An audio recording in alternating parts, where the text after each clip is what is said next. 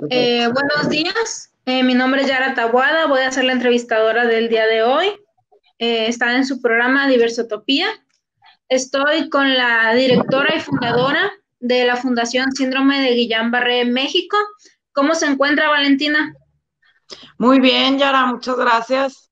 Aquí muy contenta de que me hayas invitado a la entrevista para dar a conocer esta enfermedad tan complicada. Y para empezar, me gustaría que nos dijeras qué es el síndrome de Guillain-Barré y cuáles son los síntomas.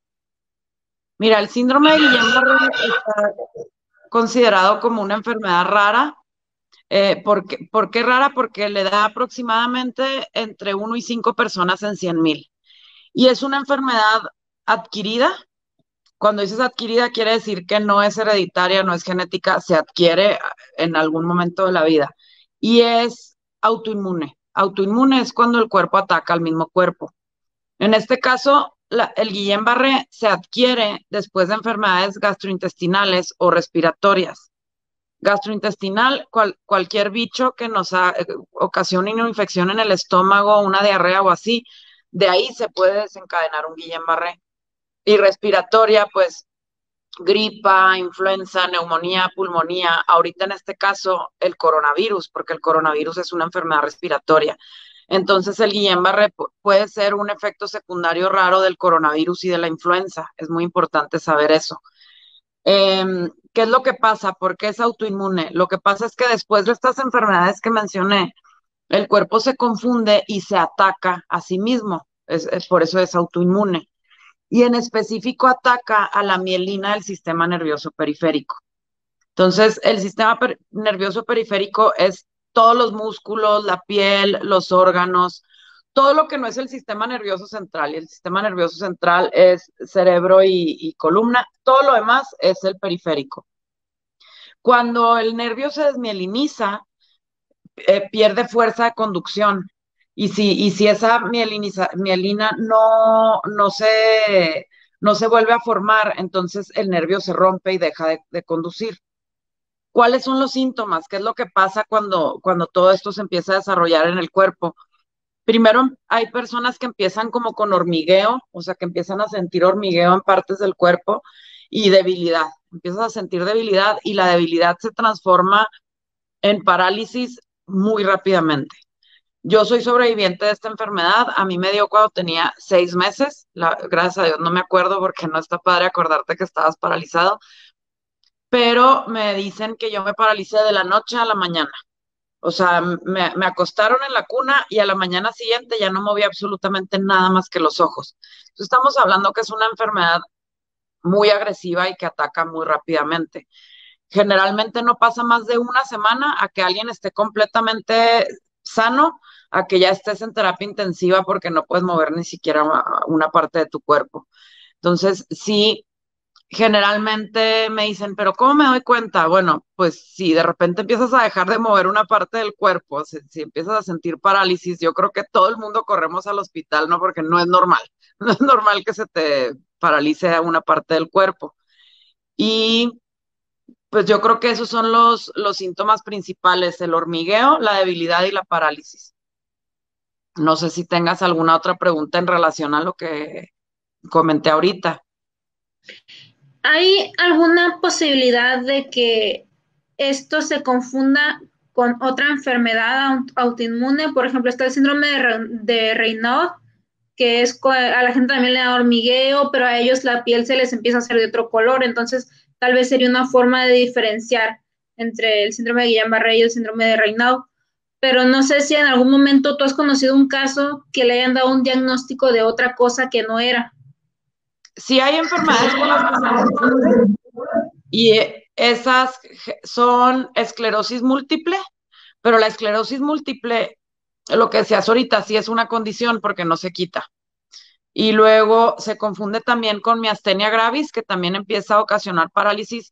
La miastenia gravis empieza la parálisis en la cara. Y el Guillain-Barré común, la parálisis empieza en los pies y va subiendo. Pero hay una variante del Guillain-Barré que se llama Miller-Fisher, donde la parálisis empieza arriba, en cara y en manos, y va bajando. Entonces, la variante de Guillain-Barré de Miller-Fisher se puede confundir con miastenia gravis. Y también hay muchas personas que tienen Lyme disease y que primero les diagnostican Guillain-Barré y después se dan cuenta que no es Guillain-Barré, que es Lyme. Entonces, esas sería con las que se puede llegar a confundir el Guillain-Barré. Quería mencionar también aparte de la prevalencia, el hecho de a quiénes les da, porque ahorita me acordé que comenté mi caso y luego hay gente que se asusta de que, ay, a mi bebé y así. Es muy raro que le dé a bebés. Es muy, muy raro. Generalmente la edad más común del Guillain-Barré es entre los 25 y 60 años. Entonces, hay un bebé a lo mejor no se da cuenta que el cosquilleo y esas cosas, o al menos no lo puede decir, un adulto sí. Entonces, generalmente da a gente más grande, aunque pues sí, puede dar ha habido casos de embarazadas, ha habido casos de bebé que nació así, pero son muy, muy, muy raros. Ya de por sí la enfermedad es rara y esto es todavía más raro. También, ahorita que nos hablas de que puede pasar en menos de una semana que tú estés muy bien de movilidad y a la semana ya no puedes moverte nada, ¿quién, si podemos detectar esto a tiempo, con qué especialista debemos ir o con qué doctor puede darte el diagnóstico de síndrome de Guillain-Barré?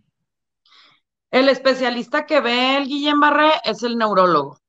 Tienes que ir con un neurólogo.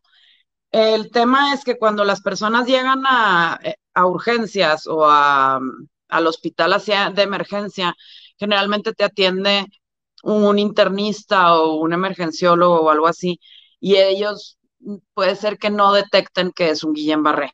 Entonces es súper importante que el neurólogo es el que trata esto porque el daño es a los nervios, es a la mielina de los nervios. El Guillain-Barré, aparte de paralizarte todos los músculos, también te puede hacer que se paralice el diafragma y entonces dejas de respirar y dejas de deglutir. Las personas terminan en terapia intensiva porque puede ser que necesiten apoyo para respirar y una sonda alimenticia para alimentarse porque no pueden tragar. En este caso, pues ya entra otros especialistas que tienen que apoyar al neurólogo con el tema de la respiración.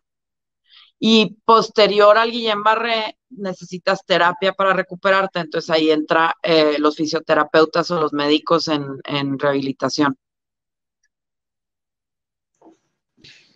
Ahorita que estabas hablando sobre rehabilitación, ¿cuál es la intervención que se da? ¿Es pura rehabilitación o aparte necesitan medicamento o tienen algún tipo de vacuna? Por ejemplo, yo tengo espondilitis anquilosante y es una Ujú, enfermedad degenerativa, eso sí es una condición, pero mucha gente se pone una vacuna mensual que les dicen tratamiento biológico y ese es un ujú. tratamiento que funciona muy bien. ¿Hay algo parecido en la enfermedad de Guillain-Barré o es nada más pura terapia física? No, sí hay un tratamiento, de hecho hay dos tratamientos. Primero, para diagnosticarla, el neurólogo puede hacer dos estudios, una punción lumbar y estudios de conducción nerviosa. Con esos dos estudios se diagnostica un Guillain-Barré. Y para tratarlo también hay dos tratamientos recomendados. Uno es inmunoglobulina humana, que se pone de manera intravenosa, que ese también es un medicamento biológico, de hecho. Y el otro es plasmaféresis. Cualquiera de los dos sirve para el Guillain-Barré. Ahora, el tema con el Guillain-Barré es que hay que actuar rápido. El lapso de tiempo para actuar es muy pequeño.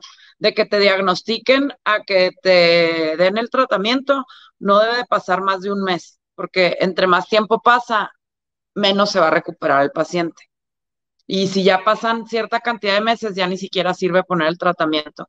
Entonces tiene que ser algo muy, muy, muy rápido. Creo que eso es importante mencionarlo para evitar secuelas y evitar una discapacidad que se puede prevenir si todo se hace correctamente. Después de aplicar la inmunoglobulina o la plasmaféresis, hay que hacer terapia física y después terapia ocupacional hasta que recuperes todo lo que perdiste. O sea, estamos hablando que es como si fuera un recién nacido, porque es otra vez aprender a respirar, a tragar, pues obviamente en un inicio hay pañal, sí, sí está medio, fea la situación, pero bueno, lo importante es saber que sí se pueden recuperar. También sabemos que una enfermedad así no solo afecta al paciente que la padece, sino que también afecta un poquito la actitud de las personas que conviven con él. ¿Tú Ujú. piensas que la actitud o el apoyo de la familia puede influir en el avance o el desarrollo emocional de la persona que está padeciendo la enfermedad en el momento? Sí, 100%. El apoyo de la familia, de la pareja, si es que la hay, de los amigos o de la gente que está alrededor del paciente, es súper, súper, súper importante. Primero porque si todos se mantienen positivos y te dicen cosas bonitas y te dicen que le eches ganas, pues el paciente tiende a tener un mejor humor. Y si la persona que padece la enfermedad está de buen humor y está positivo y está con fe de que va a salir adelante, es algo completamente diferente al paciente negativo que no le quiere echar ganas y que no quiere hacer nada. Y por otro lado también, pues este grupo de gente que en Estados Unidos se llama los caregivers o cuidadores, son las personas que te van a cuidar. O sea, es el que te va a cambiar el pañal, es el que te va a hacer el baño de esponja. O sea, si tú regresas a tu casa y todavía tienes parálisis, estas personas se tienen que encargar de tu salud y de tu higiene, ¿verdad? O sea, hay que cambiar pañales, hay que bañar, hay que ayudarte a sentarte, a pararte. En un inicio te tienen que ayudar a comer mientras tú recuperas la fuerza de las manos, pues te tienen que ayudar a comer, a subirte a la silla de ruedas. Entonces, sí, sí estamos hablando que aquí la gente que rodea al paciente es muy, muy, muy importante. También me gustaría pasar un poquito al área de la capacidad intelectual. Hay enfermedades como la enfermedad de Huntington, que regresamos, esa sí es una condición también que aparte de afectar la parte motora, afecta la capacidad intelectual de la persona. En el Ujú. síndrome de Guillain-Barré hay afectación en el área intelectual. No, no, el Guillain-Barré no afecta al cerebro porque era lo que te decía, ataca la mielina del sistema nervioso periférico y el cerebro es sistema nervioso central. Entonces, en este caso, no se afecta al cerebro. Hay pacientes muy, muy raros, creo que yo conozco uno, máximo dos, y yo conozco a miles de pacientes que cuando estuvieron internados tuvieron paros respiratorios o paros cardíacos respiratorios. En ese caso, sí hay personas que puedan quedar con daño cerebral, pero no se los dejó el Guillain-Barré, se los dejó el paro cardíaco respiratorio. También, ahorita que hablábamos de que es una enfermedad que te da y se quita, hay posibilidad de que después de curarte de Guillain-Barré, volver a tener la enfermedad.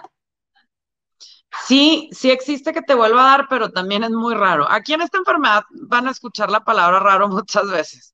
Ya les dije que es raro en bebés o en niños, y es muy raro que repita, pero sí puede pasar.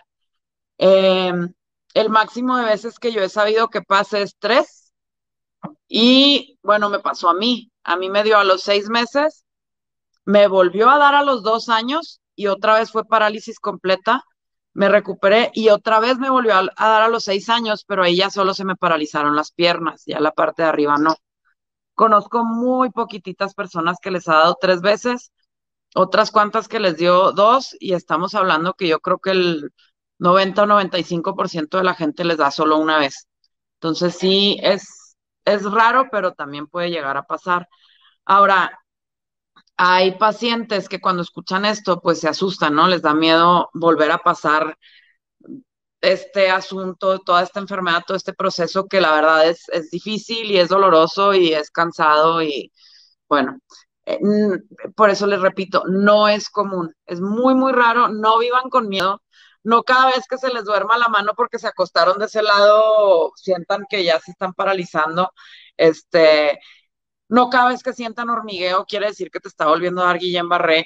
El hormigueo puede ser porque estuviste en una posición todo el tiempo y el cuerpo se cansó, ¿no? O pasa mucho que te hormiguea, no se te duerme un brazo o una mano o una pierna porque te acostaste de ese lado y la estabas aplastando y pues bueno, pasa. Entonces, sí es muy importante que los pacientes recuperados no vivan con miedo. Lo último que tienen que tener es miedo Eh, y luego también me dicen, bueno, ¿cómo lo prevengo? Es difícil prevenirlo porque estaríamos hablando que tendrías que estar en una burbujita que nunca te dé gripa, que nunca te dé nada. Ahora, claro que te puedes cuidar, puedes, puedes, no sé, mantenerte sano, fuerte, si sabes que se viene la temporada de frío y temporada de gripas y de influenza y de bla, bla, bla, tomarte tu vitamina C, tomar precauciones de estar caliente. Y creo que lo que más se puede prevenir es los temas gastrointestinales, o sea, las enfermedades que causen diarrea o infección en el estómago, porque ahí sí es, ten cuidado con lo que comes, lava siempre tus alimentos, procura comer en lugares que sepas que son limpios y que no te puedas enfermar del estómago, toma agua purificada, o sea, en ese caso sí puedes prevenirlo. Y creo que se me olvidó comentar también, hay el piquete de mosquito del Zika y de la chikungunya, también te puede dar Guillain-Barré. Hay estudios ahorita realizados en Brasil, que es donde hubo un brote de Zika muy fuerte, que demostraron que el piquete del Zika te puede dar Guillain-Barré. Y en ese caso, pues también, ¿cómo lo previenes? Llévate repelente o tómate vitamina C, que la vitamina C cuando te la tomas, el olor que despide hace que no se te acerquen mucho los mosquitos. Entonces, si vas a ir a un lugar muy tropical o vives en un lugar lleno de mosquitos, bueno, hay que prevenir con el repelente. Generalmente los casos de Guillain-Barré por Zika aquí en México, pues nos llegan, haz de cuenta, de Yucatán, Quintana Roo, de lugares muy, muy tropicales, muy húmedos, donde hay muchos mosquitos.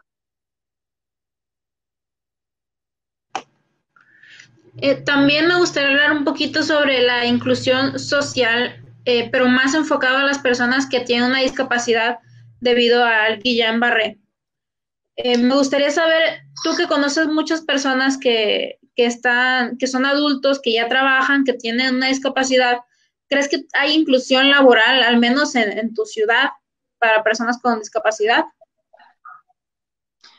Mira, creo que el principal problema viene desde el proceso de la enfermedad. Estamos hablando que cuando te paralizas y luego viene el tiempo de recuperación, terapias y demás, puede pasar hasta un año. Entonces puede pasar un año que ese año obviamente el paciente no puede trabajar porque se está recuperando. Entonces ahí sí se vienen problemas en el ámbito laboral porque muchas veces la empresa no te espera y los corren. O por ejemplo, a gente de escasos recursos que están trabajando informalmente, o sea, que no tienen su nómina, que no tienen su IMSS o así, pues el jefe con la mano en la cintura puede decirles, adiós, chiquito, ya tú no veniste en 3 meses y bye. Entonces, sí, sí es un tema importante porque estamos hablando que es una enfermedad muy complicada, muy difícil, cara. El tratamiento de la inmunoglobulina, cada frasco cuesta como 9,000 pesos y, por ejemplo, un paciente de 80 kilos necesita 32 frascos. Si tú multiplicas 32 por 9,000 pesos, pues son 300,000 pesos, poquito más. Y más el tiempo de estar en el hospital en terapia intensiva, más recibe terapia diaria por 6 meses o por un año. Estamos hablando que es una enfermedad muy costosa y si aparte te corren de tu trabajo porque no pudiste ir 6 meses o un año, pues sí, se viene un tema fuerte. Ahora, ahorita que comenté lo de los costos de la enfermedad, creo que es importante que se sepa que el IMSS y el ISSSTE sí cubren Guillain-Barré. Si no te quieren recibir, cuando tú tienes IMSS o ISSSTE, lo tienes que exigir porque te tienen que recibir, sí lo cubre. Quien no lo cubre es el INSABI, que antes era el Seguro Popular, y el Seguro Popular tampoco lo cubría. Entonces ahí sí vamos a un tema en el que el paciente está un poco desamparado porque ya mencioné los costos y lo complicado de la enfermedad y pues no te lo van a cubrir. Pero insiste, sí lo cubren, es muy importante que la gente exija sus derechos. Como derechohabiente tú tienes que exigir que te reciban y que te traten y que te den la inmunoglobulina y que te den las terapias y demás. Y, por ejemplo, para las personas que, esto es en el proceso que estuviste enfermo, que te pueden correr porque tu licencia de enfermedad, no sé cuánto tiempo dure, cada caso es diferente. En teoría no te deberían de correr, ¿verdad? Porque es por una enfermedad. Y cuando el paciente se recupera, si el paciente se recupera al 100%, generalmente vuelven a pedir trabajo en donde estaban o en algún lugar y sin problema, porque tú regresaste a estar normal como estabas antes de tener el Guillain-Barré. Los que quedan con discapacidad sí puede ser ya un tema conseguir trabajo.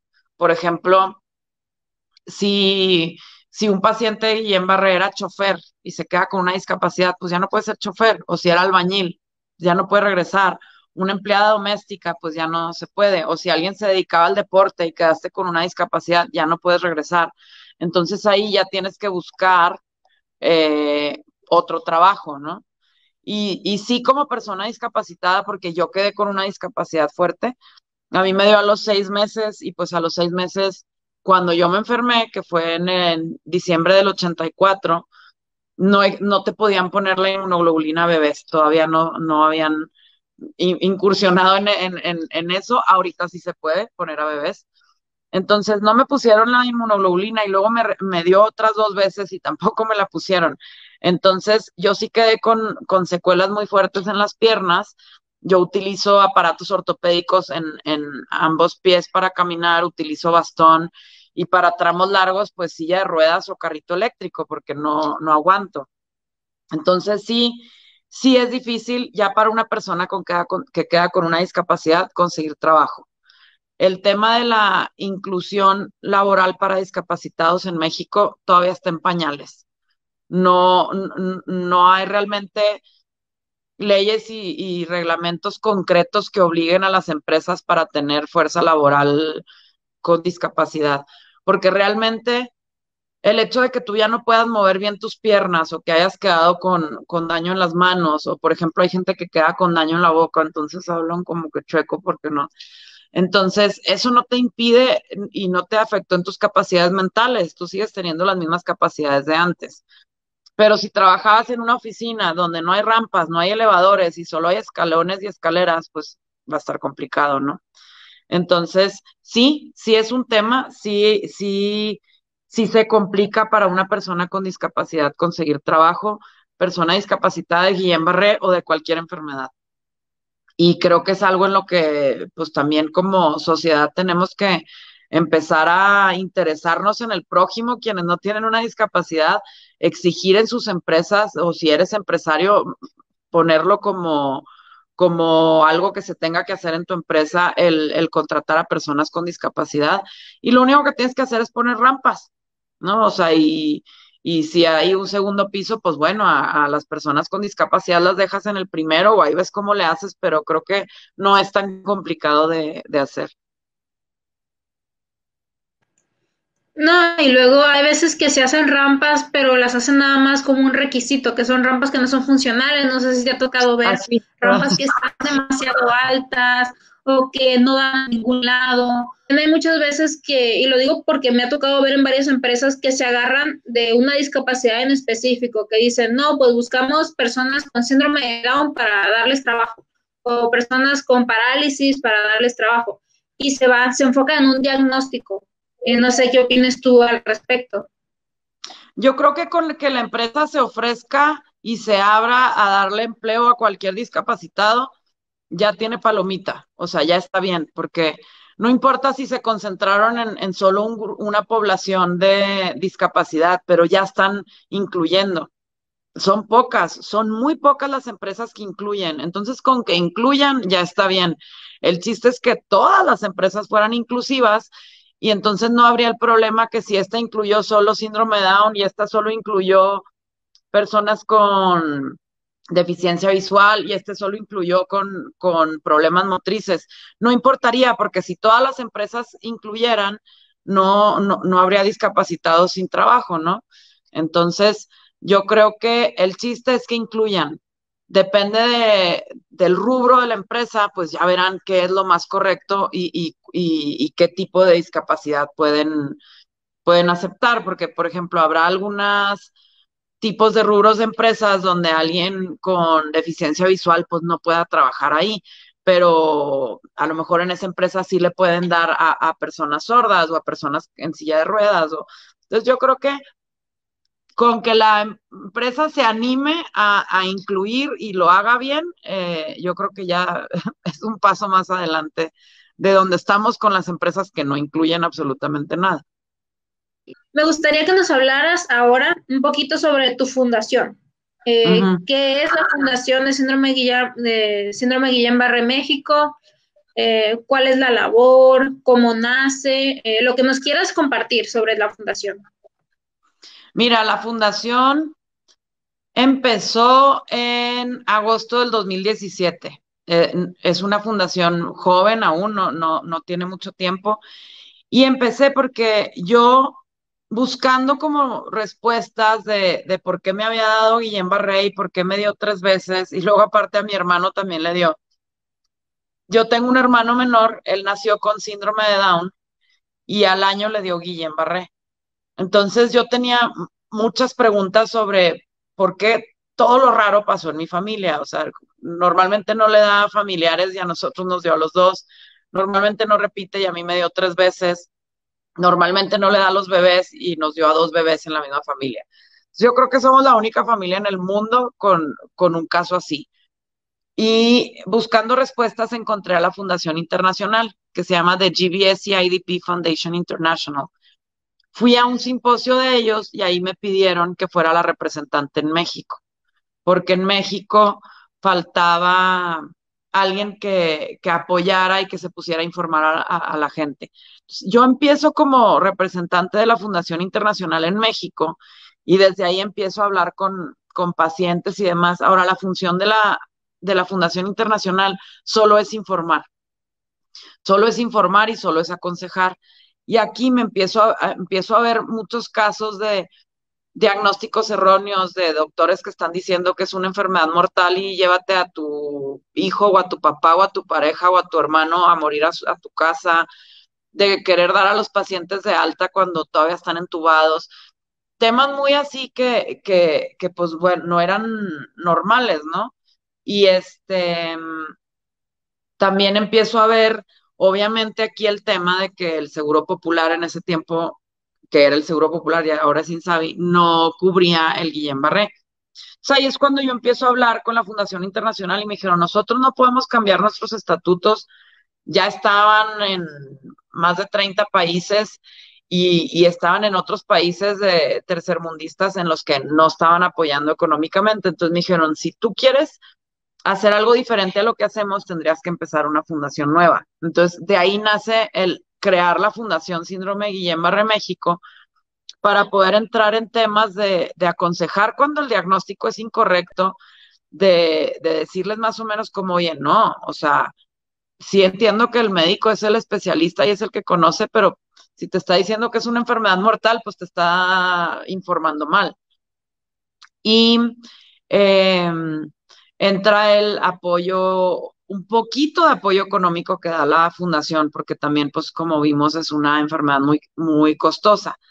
Entonces, principalmente, ya cuando nace la Fundación Guillain-Barré México, lo que hacemos, uno sí que es lo más importante de todo, es informar. Lo más importante es informar al paciente, a la familia o incluso a los médicos.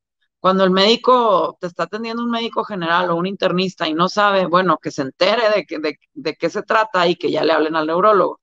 Entonces, lo más importante es informar, aconsejar y acompañar al paciente. O sea, como esos consejos de, oye, pero ¿y me está pasando esto? ¿Es normal? Sí, sí es normal. ¿Siento hormigueo? ¿Es normal? Sí, sí es normal. ¿Me está fallando la respiración? ¿Es normal? Sí, sí es normal. ¿Cuáles son los tratamientos? Bueno, son esto y este. O sea, como aconsejar y acompañar al paciente. Y también tenemos un grupo de voluntarios sobrevivientes de Guillain-Barré que pueden visitar al paciente o hacerle una llamada. Por ejemplo, ahorita pues tenemos ya casi un año con la pandemia y lo que se puede apoyar es hacer llamada porque no podemos ir a visitar a los pacientes. Y bueno, también creo que es importante mencionar que desde que empezó la pandemia se están multiplicando los casos, porque como el coronavirus ocasiona Guillain-Barré, muchísimas personas nos han escrito pidiendo información o consejo porque les dio Guillain-Barré después de tener coronavirus. Entonces es importante tener eso también en mente. Otra de las cosas que hace la fundación, bueno, informar también a los médicos, que eso ya lo comenté. Hemos hecho simposios y eventos para médicos. Hemos hecho también eventos, se- le, le- le decimos paneles informativos, donde es una mesa donde estoy yo entrevistando a varios médicos y haciéndoles preguntas y demás, pero con los pacientes y sobrevivientes ahí presentes. Por otro lado, también lo que se hace es tenemos el contacto de algunos distribuidores de inmunoglobulina y nos dan la inmunoglobulina casi al costo. Estamos hablando que es como entre un 60 y 70% menos de lo que cuesta. Entonces ahí, cuando el paciente, su seguro no lo cubre o no tiene seguro, entonces a lo mejor el tratamiento en lugar de salirles en 300,000 pesos, les va a salir en 140,000. Sigue siendo costoso, pero es una gran ayuda. Entonces también podemos ayudarles a conseguir el tratamiento con súper descuentos, te digo, casi al costo. Y tenemos también ciertos centros de rehabilitación con los que tenemos alianza y podemos apoyar en pagar las terapias en esos centros. La alianza la tenemos con el Centro de Rehabilitación del Hospital Juárez de México, aquí en la Ciudad de México, y con el CRIPET, que el CRIPET está en Estado de México y en Puebla.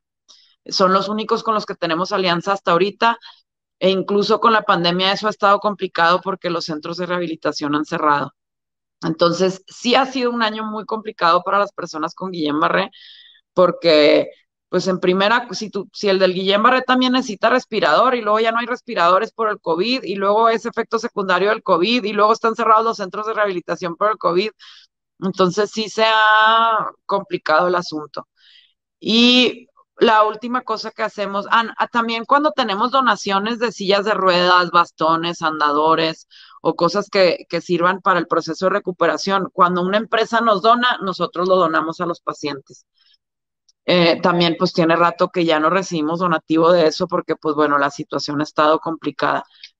Y lo último que se hace es justo lo que estamos haciendo ahorita, la difusión, el dar a conocer la enfermedad, la difusión, el entrar en entrevistas de presenciales, en radio, en Facebook, en Instagram, en lo que sea, como se pueda, dar a conocer la enfermedad, que la gente la conozca y que podamos tratar de evitar discapacidad que pudo ser prevenida. O sea, porque realmente si todo se desarrolla correctamente como debe de ser un protocolo de Guillain-Barré, no debería de haber nadie con discapacidad.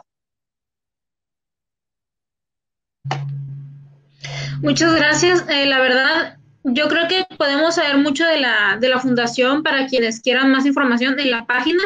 La fundación tiene página de Facebook y ahí tiene la liga de la página de internet. Ahí pueden saber dónde hacer los donativos, pero pasando a eso, ¿de qué forma podemos incluirnos o ayudar a la fundación? Yo creo que ya nos diste algunas pistas, pero más específicamente, ¿cómo podemos nosotros involucrarnos? Sí, mira, si quieres les comparto. La página web es www.sindromegb.org. Esa es la página web y de ahí también hay enlace a nuestras redes. En Twitter y en Instagram estamos como @síndromegb y en Facebook es @síndromegbmx. Entonces, esas son nuestras redes. Por correo, si nos quieren contactar, es síndromegb@gmail.com. Entonces, esas son nuestras redes, la manera de conocernos. En la página web hay muchísima información. Tenemos los manuales informativos que te informan todo sobre la enfermedad. Hay un manual para los cuidadores de qué hacer, cómo hay que actuar cuando estás cuidando a una persona con Guillain-Barré. Y hay manual de terapia física y ocupacional. Entonces, donde más información tenemos es la página web. En Facebook puedes ver, por ejemplo, compartimos muchas historias de testimonios o casos de éxito de gente que se recuperó. O ahí, por ejemplo, en Facebook platican mucho entre los pacientes y se dan consejos entre ellos de cómo lo vivió una persona y cómo lo vivió la otra y así. Y la manera de apoyar está el apoyo económico, que siempre es el más importante y el más necesario cuando alguien puede hacer una donación económica. las donaciones en especie que comentaba ahorita de sillas de ruedas, bastones, andadores. Y está lo que yo le llamo dona tu talento. Si, por ejemplo, alguien me dice, bueno, yo soy diseñador gráfico, pues a lo mejor nos puedes ayudar con, con hacer flyers o con algo así, o por ejemplo, si alguien me dice como tú, oye, pues yo tengo un canal de Facebook, o yo tengo un canal de YouTube, o trabajo en el radio, que nos abran la puerta a una entrevista, o que donar tu talento es donar cualquier cosa que sepas hacer o un contacto que tú tengas para poder ayudar a hacer difusión o cualquier cosa así. Entonces realmente, bueno, y está también el apoyo para quienes son sobrevivientes y quienes pasaron por esta enfermedad, que pueden volverse voluntarios y hacer llamadas o visitar a pacientes que les dé Guillain-Barré. Entonces, creo que son muchísimas las formas de ayudar y simplemente es que la persona esté interesada y creo que eso es muy importante. En México, muy poca gente ayuda. Entonces, tenemos que crear la conciencia, tenemos que preocuparnos por los demás, porque nunca sabemos lo que nos va a pasar. Como comenté, es una enfermedad adquirida, nadie está exento a que le pueda pasar algo así. Y entonces creo que sí tenemos que generar más conciencia social en México del apoyo al prójimo y del apoyo a las personas necesitadas, cualquier tipo de necesidad que sea. Muy bien, muchas gracias. Vamos a leer los comentarios. Dice Yolanda Cabrera. Gracias, estoy muy interesada en conocer el tema. Luego dice Carlos Rubén Olivas. Gracias por el tema, muy interesante. También nos comentó Yolanda Cabrera mientras hablábamos sobre la incapacidad y el trabajo, la inclusión laboral, que entonces sí se cubre con incapacidad, refiriéndose a la enfermedad de Guillain-Barré. Eso es muy importante porque no depende de ti. Después, Ramsés Taboada, cuando estábamos hablando sobre la inclusión laboral de personas con discapacidad, nos dice, para las empresas no siempre les es posible contratar a todo tipo de discapacitado, ya que dentro de su discapacidad ocupan que tengan un cierto grado de funcionalidad. No puedo contratar a un velador a un invidente, por ejemplo. Sí, que eso también lo comentamos hoy. Y también dice, muy interesante tema, muy ilustrativo y completa la información. Gracias. Luego nos dice cosmética funcional. Por desgracia, no se ha hablado de este posible padecimiento secundario al COVID-19. Y gracias por la información. Y luego yo compartí ahí mismo en los comentarios la página de internet, que la repito, es síndromegb.org. ¿Sí era así? Sí, está correcto. Y el correo es síndromegb@gmail.com. Bueno, muchísimas gracias, muchas gracias por esta entrevista, la verdad. Me gustó mucho las respuestas que nos dice. Creo que fue muy ilustrativo porque, pues, antes de hacer las entrevistas, todos los Diversotopía nos informamos, ¿no? Para hacer bien las preguntas, pero no hay nada como que te lo diga alguien que sabe bien del tema. Y creo que es una entrevista que va a ayudar mucho a las personas que nos alcanzaron a ver. Y aunque no nos hayan alcanzado a ver en vivo, el video se queda aquí en la página, por si gustas compartirlo también en la página de Síndrome de Guillain-Barré. Claro. Bueno, de mi parte nada más queda agradecerte. Muchísimas gracias por tu tiempo y esperemos que esta sea la primera de varias intervenciones que tengamos para poder seguir informando sobre esta enfermedad. Claro que sí, pues muchísimas gracias, Yara. La verdad es que nos abran el espacio a este tipo de foros es muy importante. Y pues nada, agradecer y claro, vamos a compartir nosotros, ustedes y los que estén escuchando para dar a conocer esto y bueno, para dar a conocer lo que mencionaban ahí, que sí puede ser un efecto secundario del COVID. O sea, aquí lo importante es que la gente esté enterada y creo que la información es poder. Entonces, muchísimas gracias por este tiempo y por este espacio y gracias a todos por escuchar.